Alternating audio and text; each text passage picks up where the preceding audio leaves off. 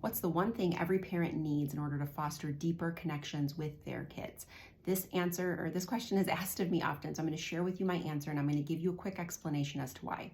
I just wish we understood the importance and the need for every single parent or person to learn how to regulate their own emotions. We spend a lot of time, money, and resources on getting the things that we need to figure out how to regulate our kids' emotions, but actually look at that moment as a mirror.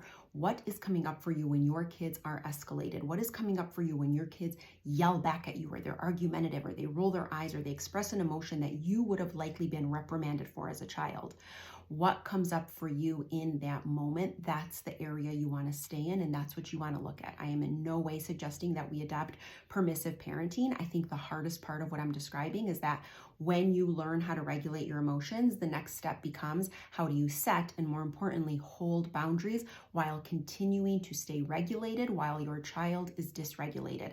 That's the ultimate goal. That's why I work with families for 12 weeks at a time. It's because it just takes time to learn how to do this. But once you do, I promise you, you won't ask me anymore, how do I teach my child how to regulate their emotions?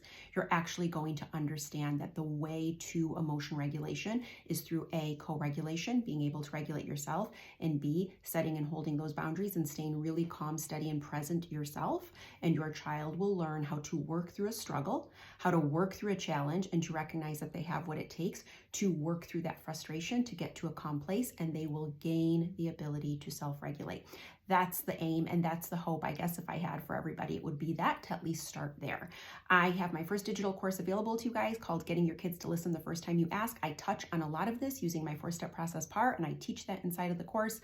You guys definitely want to look into that. I also am offering 5 bonuses included in the course. They're my top performing bonuses. You guys will get so much out of it, and in that, I really lay out why PAR is so useful. That's pause, acknowledge, respond, reflect, being able to move from reactive to more thoughtfully responsive, better attuning and understanding to who your child is and what they need, and shifting from that pattern of yell, rinse and repeat, and you're on that hamster wheel that gets you nowhere. So grab the link in my profile and check that out. But yeah, start to regulate your own emotions.